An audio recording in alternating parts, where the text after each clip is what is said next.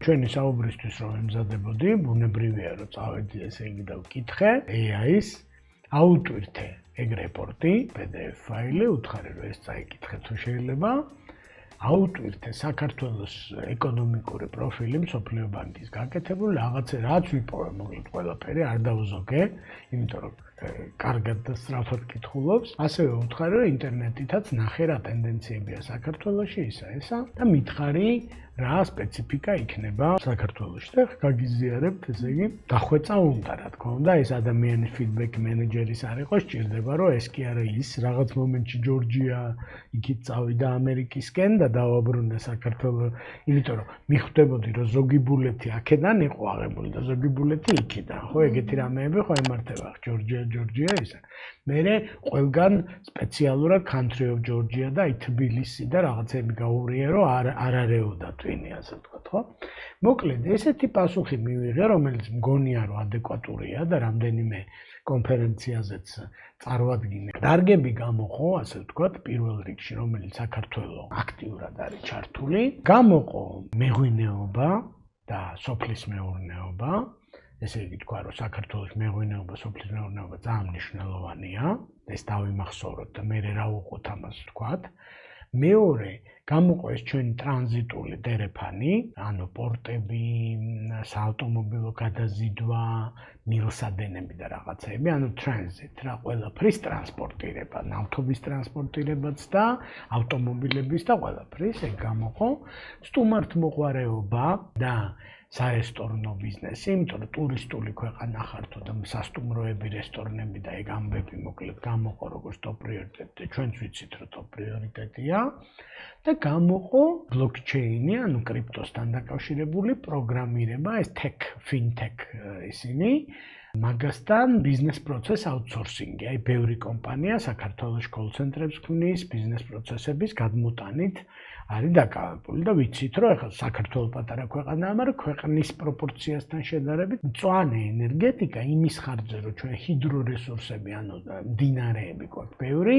ერთ-ერთი სერიოზული იცით რომ მთელი ბოლო წლების განმავლობაში ჰიდროენერგეტიკა ვითარდება, თუნდაც ენგური თავის დროზე ესე იგი ჩვენი ის იყო ლენდმარკ პროექტი, ასე ვთქვათ, იმიტომ რომ ესეთი მდინარეები გვაქვს და ესეთი რესურსი გვაქვს ფაქტურად ულევი ამ კავკასიონიდან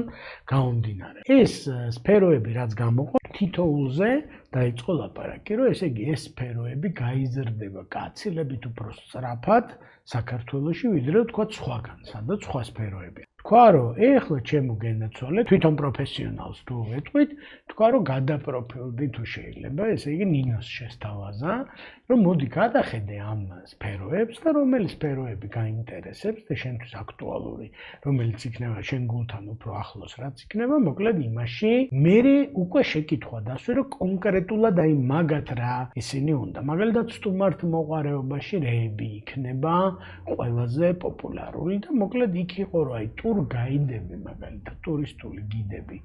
რომელი AI და რომელი რობოტი იქნება ტურისტული ტყეში არ გაყვება რობოტებს ესე იგი არავინ კიდევ დიდხანს ხო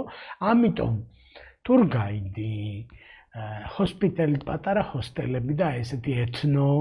გამოცდილებები და ისინი მოკლედ აფეთქდება და გაიზრდება. ცხადია ასისტენტები გეყოლება self driving-ები რაღაცები დაგეხმარება, მაგრამ ადამიანის გარშემო აიგება. სამზარეულო და ქართული სამზარეულო ხაჭაპური იქნება, ესე იგი სამი თაობა AI-ის მერეც ხაჭაპური იქნება. ოღონდ პროდუქტიულობა ისევ გაცილებით მეტი შეიძლება გახსნა, იმიტომ რომ აი ერთი მაგალითი სხვათა შორის რასაც ამბობენ ამ რობოტიზაციებზე, რომ mirroring-ი შეუძლია, ანუ ტიპს შეუძლია, რომ ჩვენი ძალიან მაგარი მეხაჭაპური დავაყენოთ აქ, მილიონი კამერა მიუშვიროთ და ზუსტად რასაც იქ აკეთებს, აკეთებდეს 1000 რობოტი 1000 რესტორანში ზუსტად ერთ-ერთში იგივე. აი როგორც ეს შეახვევს და მოახვევს, ზუსტად ისე მილიმეტრის სიზუსტით შეახვევს და რამდენსაც ეს დააყრის, ზუსტად იმდენს დააყრის ისიც. ანუ შენ შეგიძლია ერთი მეხაჭაპურეს გააკეთებინა 100 ქვეყნის 1000 ქალაქში 1000 ხაჭაპური ერთდროულად. და მე ისინი ამას დაიმახსოვრებენ და copy-paste-ის ოსტატები არიან. ხო? მე აღარ დაჭირდება და ანუ ეს ჩვენი შეფი ახალს რასაც შემოიტანს ის გვიდაგჭირდება მხოლოდ, ხო? ამიტომ თუ შეფი გინდა იყო, მაგარი შეფი გახდი, ხო? თუ გინდა რომ ბიზნეს პროცესების აუთსორსინგისკენ და AI-ისკენ და machine learning-ისკენ წახვიდე, წადი AI-ისკენ, machine learning-ისკენ. მედიცინა, ტურიზმში, სამედიცინო ტურიზმიც ისკნეს, ეგეც ძალიან საინტერესო იყო, რომ ვიცით, რომ საქართველოში მაგალითად სტომატოლოგიური ტურიზმი ძალიან განვითარებულია, ეს ბალნეოლოგიური კურორტები, რაღაცები, ზღვისპირეთი, მთისჰაერი, ასე შემდეგ და ეს მედიცინაც ამასთან ჩაბმული, ასე ვთქვათ, ანუ საქართველოს პატარა ქვეყანაა, მარტო ქართველებს თუ მოემსახურება, მაგრამ ჩვენ გარშემო ასობით მილიონობით ადამიანია, რომელიც შეიძლება საქართველოში თავისი ჯანმრთელობის მიზეზებით მოხვდეს, ასე ვთქვათ, და ტურიზმსაც შეუწყოს ხელი და ასე შემდეგ, ხო?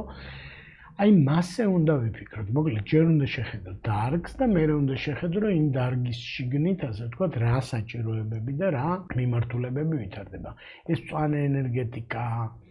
ცხადია, რომ ძალიან მნიშვნელოვანია, ჰიდროენერგეტიკის სპეციალისტები და ქარის ენერგიის და მზის ენერგიის სპეციალისტები, ცხადია, რომ ძალიან დიდი მოთხოვნა იქნება მაგაზე. ეხლა სპეციალისტ ჩვენ რომ უყურებთ, ცოტათი ჩვენ ხომ მოძველებული ისე გვაქვს, რომ ერთხელ უნდა დაამთავრო უნივერსიტეტი და რა სპეციალობის ცხან მე მაგისტრატურაც იმაში გააკეთო და მე დოქტორატურა და მე რაღაცა ეგრე აღარ არის. მოკლედ გვეუბნებიან, რომ ის ხო იყო კაცო უკვე. ეხლა აქეთ წახვწადი და მე იქით წადი და მე ტრეინინგებით იქით წადი, ხო? ამიტომ ისე რომ აქტუალური რჩება შენ რა გინდა, რა თქმა უნდა, იმიტომ რომ შენი შიდა ენერგიით და შენი ენთუზიაზმით და მოტივაციით უნდა იმოძრაოს ამ ყველაფერმა, ხო? შენმა განვითარება, მაგრამ მოთხოვნადი რა იქნება და როგორ იქნება, ეგ არის უფრო დეტალებში, ასე ვთქვათ, ხო? ამიტომ ცოტათი ვუბრუნდებით შენ core კომპეტენციებს, რომ აი ნინო რას წარმოადგენს და აი მართლა უნიკალური რა არის ამ ნინოში. ის კი არა რომ რაღაც ტული ისწავლა, რომელიღაც იქ რო სწავლობდა, არა. აი ის ტული ყველამ რო ისწავლა, ნინოს რა გამოუვიდა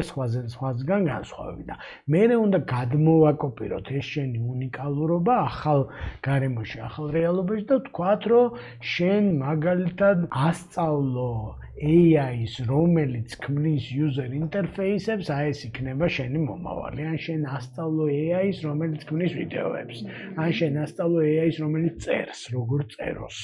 სიტყვაზე და როგორ მიხვდეს, ან როგორ გაარჩიოს ყალბი და ნამდვილი. საქართველოს რეალობაში აი ამ დარგებიდან, 5 დარგიდან არის სპეციალიზაცია და კონკრეტული უნარები ამ დარგებთან დაკავშირებული, ასე ვთქვათ რა. და რაც თავარია სინთეზური და ზუსტად ჯენზი რომ მოდის და მათ რაც აქვთ მაგარი ტვინში, ასე ვთქვათ, აი ეგ ძალიან დიდი აქტივი იქნება. უბრალოდ ისიც გასათვალისწინებელია ჩვენ რეალობაში, რომ შემცირებული შობათობა 90-იანი წლებიდან, აი ზუსტად 2010-იანი წლებამდლის შუამდე დაახლოებით იყო გეპი, დემოგრაფიული გეპი და ზუსტად ჯენზის დაარტყა. ანუ ჯენზი არ დაიბადა, ძალიან ბევრი ჯენზი, 1 მილიონი ჯენზი არ დაიბადა მაგის გამო და ეგ ნიშნავს, რომ ჩვენ თუ არ დავინტეგრირდით მეზობელ ქვეყნებთან და ეს ჯენზი თუ არ გავიზიარეთ სხვების რაოდენობრივად პრობლემა გვექნება აუცილებლად. დღეს უკვე გვაქვს ეს პრობლემა და კიდევ უფრო დიდი პრობლემა გვექნება, ამიტომ მე მოველი, რომ ის ხალხი, ვინც თუნდაც ასწავლებლად ჩამოდის საქართველოში, იმათი ნაწილი, ასე ვთქვათ, გაქართველდება და დარჩება და შეავსებს, ასე ვთქვათ, ამ საზოგადოებას და თვითონ საზოგადოების სურვილიც უნდა იყოს, რა თქმა უნდა, ამ მიმართულებით, იმიტომ რომ რა ვიცი, ჩვენ თუ არ მოვინდომებთ ყველამ ერთად, ისე თავისთავად ეგ ამბავი არ მოხდება, ხო? ამიტომ ზუსტად ის უნარები იქნება მოთხოვნადი, რომელიც ესე იგი ფაქტურად ჯენზის ეადვილება, ტექნოლოგიური ლიტერესი, ინფორმაციასთან მუშაობა, სწრაფი გადართვა, გადმორთვა, ელასტიურობა, ეხლა რასაც უწუნებ ჯენზის, რომ პატარა ის attention span-ი ცუდი აქვს და scroll-ავს და ისა, ზუსტად მაკეთკენ მიდის ამბავი, ხო? TikTok-იდან სწავლობენ უკვე უნარებს, ამ მიკრო სკილებს სწავლობენ TikTok-იდან, ძალიან კარგად სწავლობენ, ძალიან კარგად აკეთებენ და ჩვენც ბევრი რამე შეგხვედრია TikTok-ში, რომელიც ვერ დაიჯერებ, რომ 20 წამში აგიხსნეს რაღაცა, არ იცოდი და ვაქტია, რომ იცი რა, ასე რომ აი ეგეთ მიკროსკილებში არის და მუდმივი ძიება ამ მიკროსკილების და მუდმივი კონსულტაცია და თან წარმოიდგინე ესეთი რაღაცა არასდროს არ ყოფილა, რომ ეგეთი კომპეტენტური კონსულტანტი და მრჩეველი, როგორც არის ChatGPT ან Llama ან Grok-ი, რა ვიცი, არ ყავდა არავის და ეხლა რა ვიცი $20 რა ვიცი $20 რა არის ეს არის რა ქვია 50 ლარია ხო რომელიც არაფერს აღარ ყიდულობს და აქ არის ერთი თვე სიბრძნე ერთ თვეში ესე იგი $20-იანი ChatGPT მით უმეტეს რომ ეხა უფასო მოდელებმა გაუსწრეს ლამის ამ $20-იც აღარ უნდა უგლი ეგ უნდა ვისწავლოთ როგორ ვისწავლოთ და როგორ გამოვიყენოთ ეს ყველაფერი სიკეთე პირველ რიგში რა აი მაინც მაკეთკენ უბიძგებ ჩვენ მსმენელებს და რა ვიცი ყველას ვისთანაც მაგ შეხება და ურთიერთობა მე მგონი ბევრი საფიქრელი მივეცეთ ყველას ვინც გვისმენს თუ გვიყურებს მე ვაპირებ რომ წავიდე და ჩამოვწერო ჩემი პირადი გეგმა შემდეგი 10 წლის განმავლობაში თუ რამდენიც არის მანდაც შავერთვები რომ პატარ-პატარა ლუკმებით აი ეს bite sized learning მოკლედ ჩვენ ეგეთი ტიპები ვართ აი შენ ახლა საითაც წავიდა შენ ტვინი რო გეგმა და რაღაცა ეგეთი მეც ეგეთი ვარ და მე უფრო ეგეთი ვარ ასე ვთქვათ ხო ანუ რაღაც გრძელვადიან და მთელი ცხოვრება ეხლა გვეუბნებიან რომ კვირის გეგმა გეხვეწებით ესე იგი კვირის გეგმა გააკეთე ბევრი დრო არის იმიტომ რომ იმ კვირაში რაღაცას ჩინელები გამოიგონებენ და ან ამერიკელები გადაუსწრებენ და ან ინდოელები გამოჩნდებიან სცენას და ის შენი გეგმა თავიდან იქნება დასაწერი ამიტომ მიკროსკილურად უნდა მიუდგე ასე ვთქვათ რომ მაგალითად შენ რო კალენდარში გააჩინო ყოველ დღე რაღაცა AI break ნახევარ საათია, როცა სხვა საქმისგან დაისვენებ და მაგითი ხარ დაკავებული, რამდენიმე AI არხი გაქვს გამოწერილი და უბრალოდ ამეებს, აი ეგ მაგან შეიძლება მეტი მოგცეს შენ გრძელვადიან განვითარებაში, ვიდრე რა ვიცი, უმაღლესმა განათლებამ. მე მეორე ნახევარ საათი შენ და შენმა მეგობრებმა ვისაც აინტერესებთ, რომ რაღაცა ის გააკეთოთ ჯგუფი და კიდე ნახევარ საათი შეიკრიბოთ და თქვათ, რომ ეს ამაზე ვიმიჯელებთ და ამას გაუზიარებთ, ეგ კიდე დაგბუსტავ, შემდეგ ლეველზე გადაგიყვანს. ანუ მანდაც არ დაგვემართოს, ანუ AI-ის ხანაში არ მოვიტანოთ, ესე იგი ეს დიდი წიგნები გადავიყიდი ახლა წიგნს 500 გვერდიანს და წავიკითხავ AI-ის თემაზე. სანამ პირველ 100 გვერდს წაიკითხავ, ყველაფერი იმის ინტერნეტს რო პერსპექტივა არ ქონდა იმ წიგნის არ იყოს, მოძველდება ყველაფერი, ხო? ამიტომ აი bite size ჩვენთვისაც დამზოგავია, იმიტომ რომ შენ ცხოვრება გრძელდება, როგორც მუშაობდი, ისე მუშაობ და ყოველ დღე პატარა წვეთ-წვეთად რაღაცებს, მე შენ გროვდება უკვე რაღაცებს გადაგაწყვეტინებს, ახალი იდეები მოგივა, ახლებურად შეხედავ და იმას აღარ გააკეთებ, რაც იმას შეუძლია ხა როგორც მინიმუმ, ხო? აი რატო უნდა გააკეთო? ძალიან დასანანი იქნებოდა. ეხა ეს რო ჩვენ ისე გვეწერა სცენარი ამ ვიდეოების, როგორც წერდით 5 წლის წინ, რა ვიცი, დღეს ნამდვილად ვერ ჩავწერდი და როდის ჩავწერდი და რას ჩავწერდი, კიდე გაცმა არ იცის რა. ასე რომ პატარ-პატარა ნაბიჯები და აი შემდეგ ჩვენ შეხვედრაზე უკვე რაღაცა სხვანაირად გავაკეთოთ რა.